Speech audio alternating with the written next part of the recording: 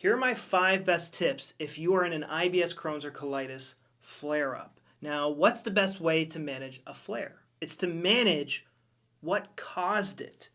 And the big problem with modern and holistic medicine is they don't know the cause. But that's not true.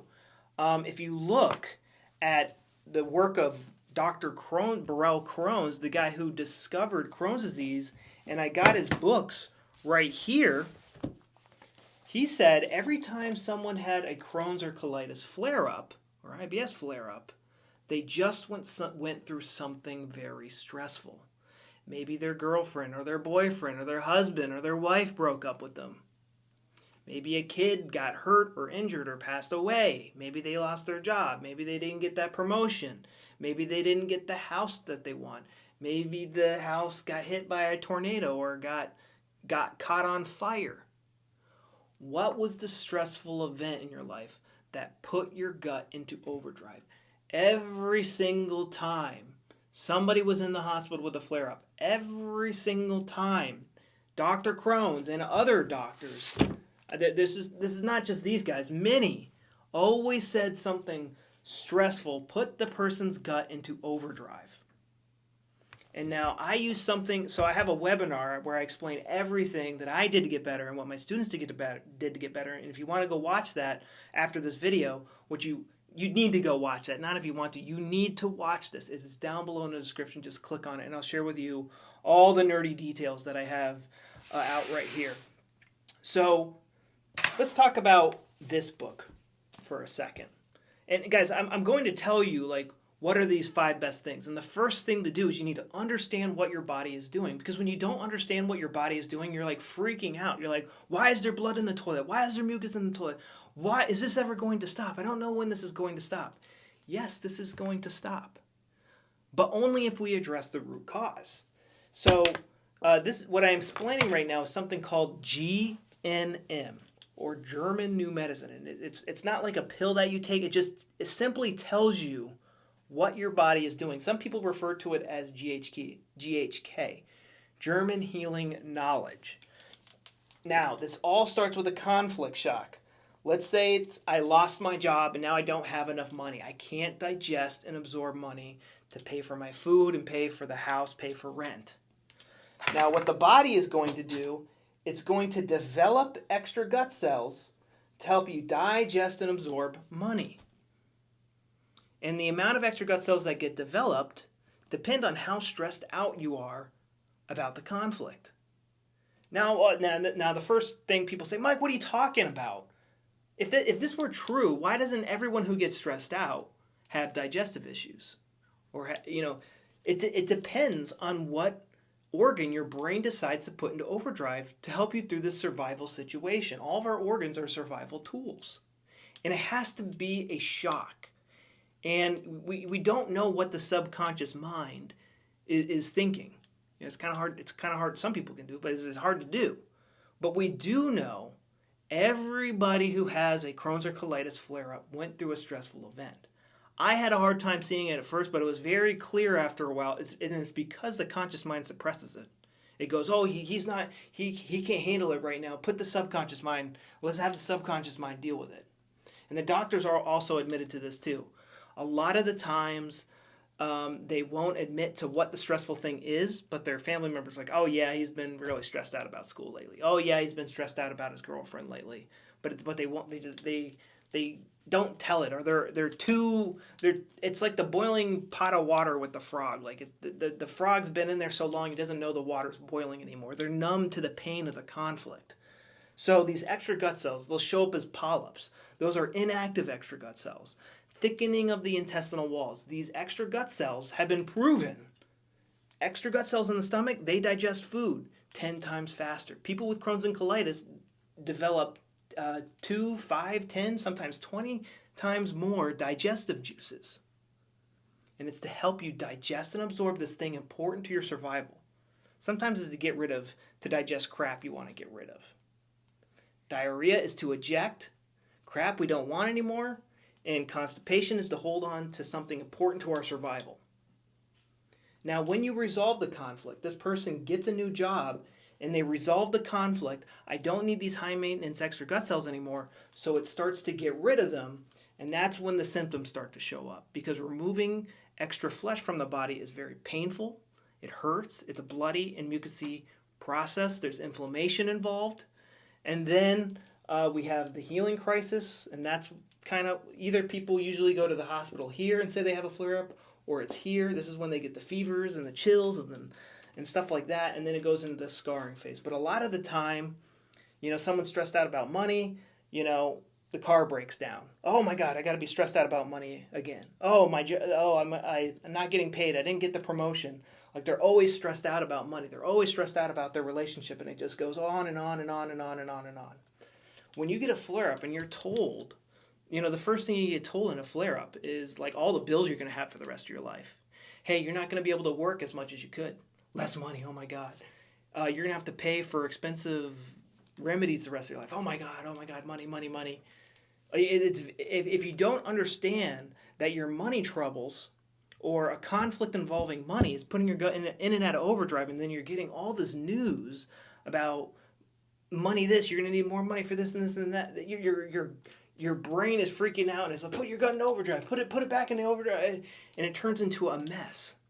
So step number one is you have to understand what's going on. You have to understand that the cause of this is something stressful in your life. Sit down. So I have all the details in my webinar that you can go in the description and click that link below, and I explain how to do this process in more detail, and I explain more what's going on.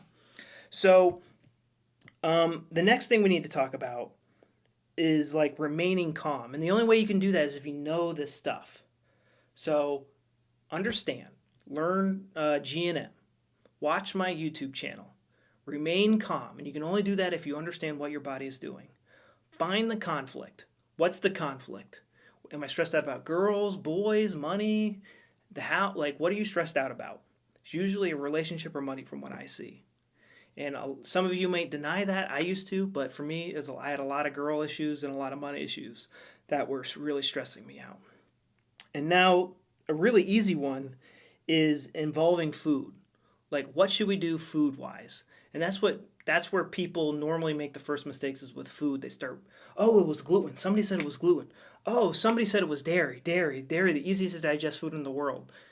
Tons of nutrients in it. Dairy's got to be the food that's bad for me and causing my digestive issues. It's not food. So here, let me tell you an example. So one guy, he lost his job, and to celebrate his new job, when he got his first paycheck, what he did is he went to his favorite restaurant and he got a steak, which he'd had a million times before, and he got a milkshake, which he had had a million times before. And when he drove home that night, that's when his brain finally was like, oh, I got a new job. It pays more than my last job. I feel great. I don't need these extra gut cells anymore. It starts to get rid of them. He got home, blood and mucus in the toilet, and he starts freaking out, and he goes, oh my God. He watched something on YouTube, read a book, read an online article, and he was like, what did I just eat? I just ate dairy and I just had steak. Red meat and steak are the devil. And when you believe that on a subconscious level, what do you think if you perceive something to be toxic and it comes into you, even though it's something good for you that you've had a million times before, what do you think it's going to do? It's going to want to eject it. And the only way to eject it is by vomiting or with diarrhea. So we need to start to believe that all food is safe. And the best way to do that is to understand what I talked about before.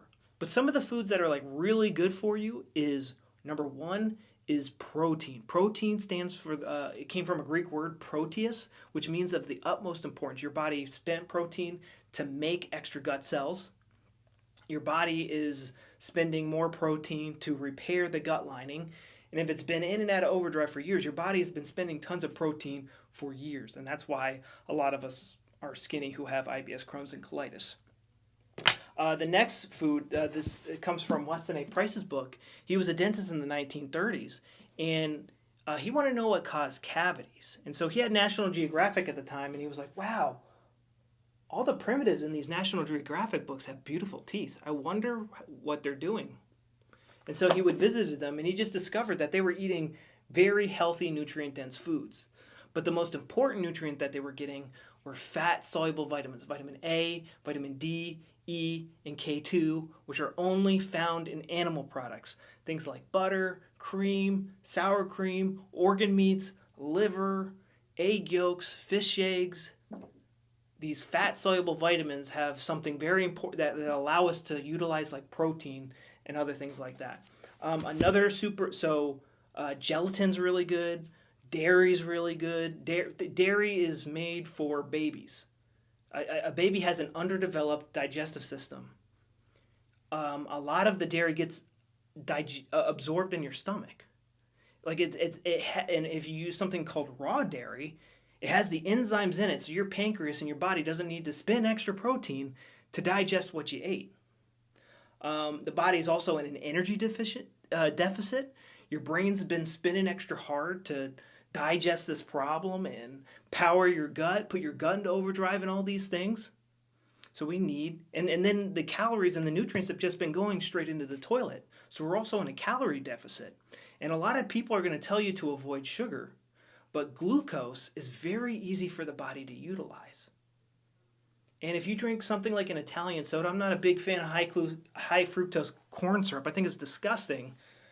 But things with natural sugar in it, like things like orange juice or lemonade that's made with a good sugar, it gets absorbed in your stomach. So your intestines don't even have to do work. And then, like if you have IBS or colitis, which mainly involve only the colon, food doesn't have anything to do with it because like the colon doesn't even digest food, it barely even absorbs food. So these are the main things you need to do. You need to understand what's going on. You need to find the stress that put your gut into overdrive. We need to manage that stress that put your gut into overdrive. We need to get lots of protein into us, fat soluble vitamins, and sugar, and then we need to not blame food. Just this understanding should help you remain calm. But what you need to do right now is go watch my free webinar. Just click on that link and sign up. It's instant, and I will share with you all the details. I've left out so many details, but I wanted to make this video nice, short, and concise for you. Go watch that webinar. It's what I did and what my students did to get better from IBS, Crohn's, and colitis. Go watch it right now.